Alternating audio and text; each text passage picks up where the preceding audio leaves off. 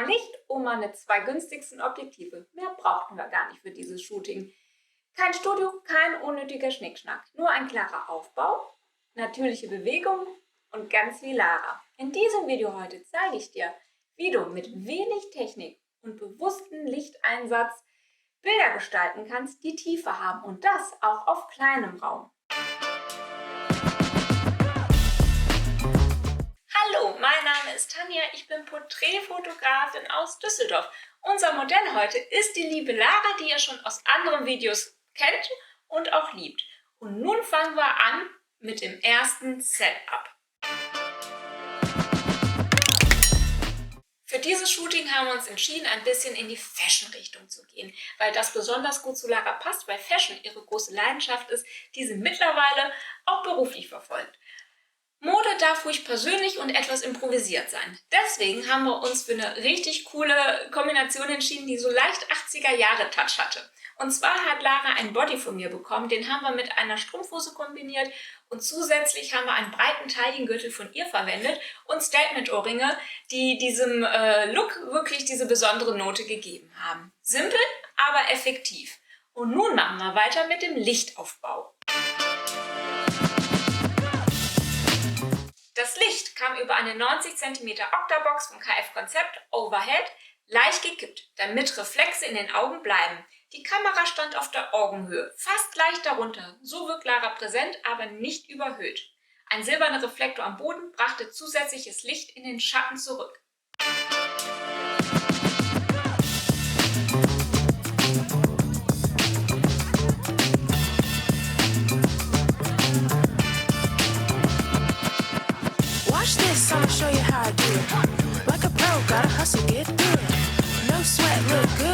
Worauf müsst ihr bei diesem Setup besonders achten? Ihr müsst darauf achten, dass ihr das Modell wirklich an der Kante der Softbox positioniert, damit ihr die ganze Lichtausbeute habt. Positioniert die oder Verkippung so, dass der hintere Rand von der Softbox auf den Kopf von der Lara zeigt, während die untere auf die Füße zeigt. Nicht zu viel gekippt, sonst haben wir zu flächiges Licht. Wir wollen schon noch ein bisschen Schatten haben, gerade besonders entlang der Kontur. Ansonsten der Reflektor auf dem Boden, den ich hatte, der hat noch mal ein bisschen Licht zurückgeworfen, weil wir schon sehr viele Schatten hatten. Der Boden war zwar weiß, aber trotzdem hat das noch ein bisschen Pop gegeben. Wenn ihr euch nicht sicher seid, ob der Reflektor wirkt oder nicht, dann geht einfach mal zoomt aufs Auge und dann seht ihr in der Iris schon den kleinen Reflex vom Reflektor. Ist nicht viel, aber ein kleiner Pop hat es gegeben. Ich blende euch hier den Iris-Reflex in groß vergrößert ein, ein bisschen unscharf, aber ihr seht, glaube ich, was ich meine.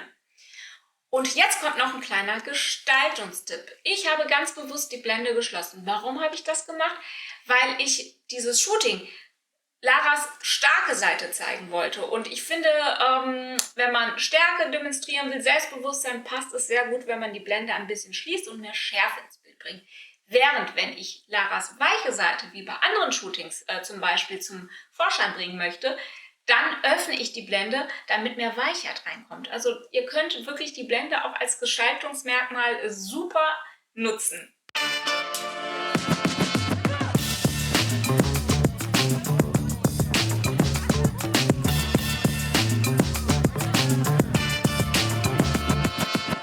Watch this, I'ma show you how I do it. Like a pro, gotta hustle, get through it. No sweat, look good when I'm moving. I'ma rise, and it's a little. Yeah, it's another day. Nachdem ihr jetzt die Bilder vom ersten Setup gesehen habt, erzähle ich euch ein bisschen zur Positionierung. Wie ihr wisst, habe ich hier in diesem Wohnzimmer, in dem ich gerade sitze, geshootet. Ich habe nicht sehr viel Platz, aber was habe ich gemacht? Ich habe meinen Vinylhintergrund ausgerollt, der ist 2 x 5 Meter und habe Lara ganz bewusst deutlich entfernt vom Vinylhintergrund positioniert. Warum habe ich das gemacht? 2 Gründe. Einmal, damit der Hintergrund nicht ganz weiß ist, sondern in ein leichtes Grau verfällt. Zweitens, weil auf dem Vinylhintergrund Flecken drauf sind, die ich nicht rauskriege, damit die nicht ganz so deutlich zu sehen sind. Zusätzlich habe ich dann das 50 mm Objektiv verwendet, weil ich einfach nach hinten weg nicht mehr so viel Platz hatte. Und ich wollte aber Lara schon schön im Fokus haben, oder den Großteil von ihr, weil wir ja schon so amerikanischen Schnitt erreichen wollten mit den Bildern. Und nun kommen wir auch zum nächsten Bonustipp, den ich leider aus eigener Erfahrung jetzt hier anbringen muss. Ja, Ich habe gesehen, bei weißem Hintergrund und geschlossener Blende, dass ich Sensorflecken habe. Das ist mir vorher gar nicht so aufgefallen, weil ich ja meistens mit dunklen Hintergründen arbeite. Also mein kleiner Bonustipp, macht mal so einen Probeschuss vor einer weißen Wand vor dem Shooting und führt gegebenenfalls die Sensorreinigung durch. Das erspart euch nämlich sehr viel Arbeit in der Nachbearbeitung, kann ich jetzt mal ganz ehrlich aus Erfahrung sagen. Passiert mir, glaube ich, auch nicht nochmal. Jetzt wurde es bewusst verzerrt und kreativ. Ich habe gewechselt zum Tamron 35 mm f2.8, ein günstiges Weitwinkelobjektiv mit Charakter. Und jetzt erzähle ich euch auch gleich, warum.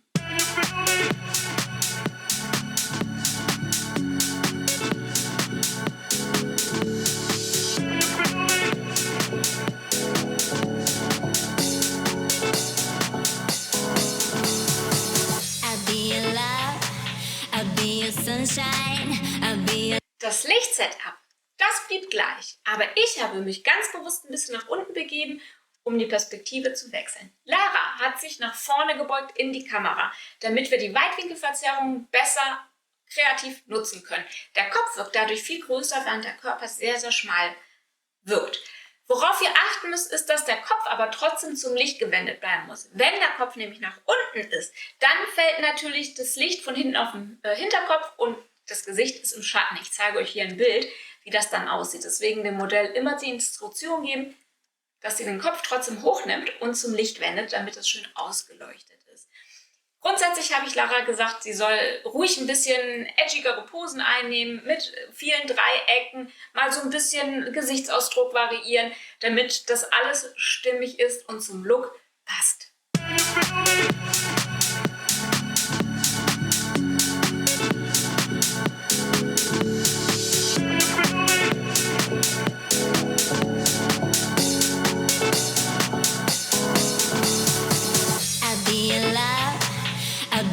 Sunshine, I'll be your love, I'll be your sunshine, I'll be your love, I'll be your sunshine, I'll be your love,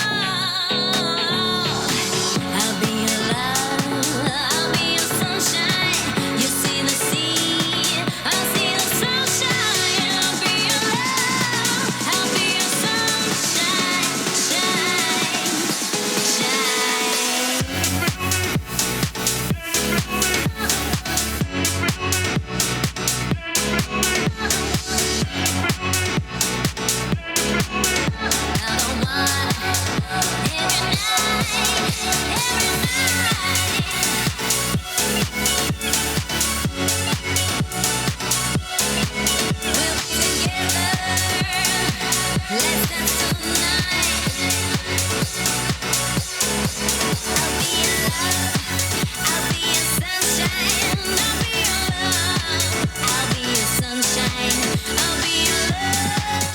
Und nun kommt ein kleiner Techniktipp für die Anfänger. Die Kameraeinstellungen, die sind im Vergleich zum ersten Setup gleich geblieben. Warum? Ich habe nur das Objektiv gewechselt. Dadurch ändert sich nicht die Lichtmenge, die auf das Modell trifft, weil das ist abhängig von dem Blitz und dem Modifikator. Also als kleiner Reminder, die EXIF-Daten, die ändern sich nicht, wenn ihr das Objektiv ändert. Wenn euch das Video bis hierhin gefallen hat, dann freue ich mich riesig, wenn ihr mich unterstützt. Und wie macht ihr das am besten? Indem ihr mir ein Like da lasst, einen Kommentar oder ein Abo. Das hilft den Algorithmus, damit andere Leute und Fotografiebegeisterte auch unseren Kanal finden können. Und nun geht's weiter mit dem nächsten Setup. Der dritte Look, der war wieder ruhiger, aber nicht weniger ausdrucksstark. Wir haben uns für Bodenposen entschieden, sitzend, hockend, liegend. Ich wollte etwas Nähe, aber mit Haltung zeigen. Das 35 mm Objektiv ist drauf geblieben. Warum? Aus Gestaltungssicht einfach nötig, weil der Raum so klein war, dass ich sie sonst nicht ganz drauf gekriegt hätte. Ich habe tatsächlich, Fun Fact hier, auf der Couch schon unten dran geklebt mit meinem Rücken und zum Teil sogar blind fotografiert, gegen das Sofa gelehnt, damit ich sie ganz drauf kriegen konnte. Aber hier war es mir jetzt wichtig, dass die Verzerrungen nicht reinspielen. Deswegen habe ich Lara ganz bewusst mittig positioniert, weil die Verzerrungen am Bildrand am größten sind. Der Lichtaufbau, der war wieder ähnlich, nur halt deutlich tiefer natürlich. Ich habe sie aber genauso wie vorhin an der hinteren Kante oder vorderen, wie man es nennen möchte, am Anfang der Softbox positioniert, nur dass ich sie diesmal etwas gerader gehalten habe. Dadurch, dass der weiße Boden näher dran ist, wurde natürlich mehr Licht zurückreflektiert, so dass ich nicht den zusätzlichen Reflektor gebraucht habe.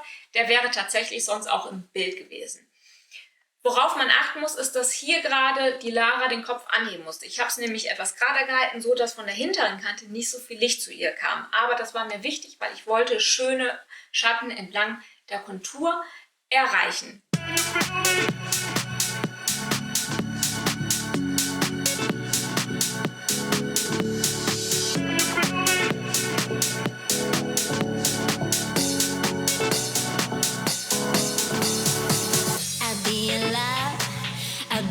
Sunshine, I'll be your love, I'll be your sunshine, I'll be your love, I'll be your sunshine, I'll be your love,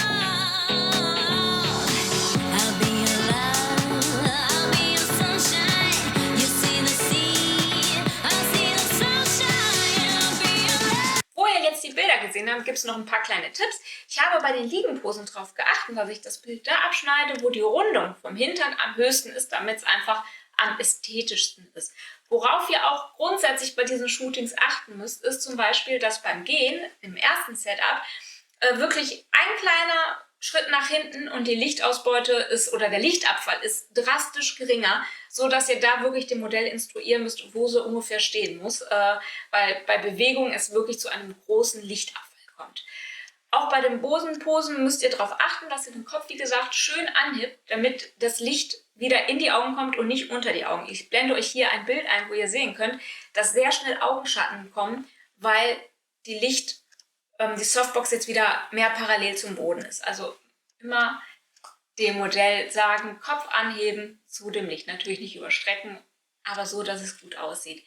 Ansonsten, wenn es schwierig ist, dann neigt ihr wieder ein bisschen mehr, dann habt ihr flächiges Licht, weniger Augenringe, aber denkt dran, dadurch leiden die Schatten im Gesicht und in der Kontur ein wenig. Das müsst ihr natürlich schauen, was für euch wichtiger ist. Und dann möchte ich euch noch einen kleinen süßen Moment nicht vorenthalten, und zwar kam der Murphy, Stinkerchen, wieder mit ins Bild. Es ist immer so, wenn Shootings ist, ja, da muss er immer mit dabei sein und ja, es sind leider kein, ich sag mal in Anführungsstrichen, fotografisch gutes Bild gekommen, weil Lara halt sich natürlich zu ihm hingewendet hat und dann hatte sie durch die eigenen Haare Schatten im Gesicht, aber ich fand, das war so ein süßer Moment, dass ich euch trotzdem hier das Bild einblenden muss. Naja, ist halt so, ne? Und als nächstes kommt auch noch ein großer Schreckmoment. Der nächste Bonustipp heute kommt genau von diesem Schreckmoment. Und zwar hat der Blitz zwischendurch, was ich aber nicht gemerkt habe, eine Fehlfunktion gehabt und hat eine Zeit lang volle Kanne geblitzt, wirklich auf 100% Stärke und danach kam ein schwarzes Bild. Deswegen kleiner Bonustipp, checkt immer mal zwischendurch die Bilder. Ich mache es grundsätzlich, deswegen sind Gott sei Dank nicht zu viele Bilder schlecht geworden, aber es war total schade, weil das natürlich gerade in dieser Situation passiert ist, wo Lara so schön gelacht hat und wir die natürlichen lachenden Bilder leider nicht verwenden können, weil die komplett überbelichtet waren. Also Bonustipp, checkt immer mal zwischendurch euer Display, um sicher zu gehen, dass ihr kein Technikversagen habt. Ich habe dann den Blitz ausgemacht und wieder angemacht und es war tatsächlich nur ein kleiner Fehlfunktion oder eine kleine Fehlfunktion. Danach hat der Blitz wieder das getan, was er tun sollte. Was nehme ich aus diesem Shooting mit? Dass Klarheit oft stärker wirkt als Technik. Dass günstige Objektive Großes leisten können. Und dass kreative Freiheit oft durch die Einschränkungen erst entsteht. Du brauchst kein Studio, du brauchst kein teures Equipment. Was du brauchst, ist eine klare Idee und jemand, mit dem du gerne zusammenarbeitest. Trau dich. Dein Wohnzimmer reicht, dein Licht reicht und dein Blick reicht. Und nun sage ich in diesem Sinne, tschö und bis nächste Woche.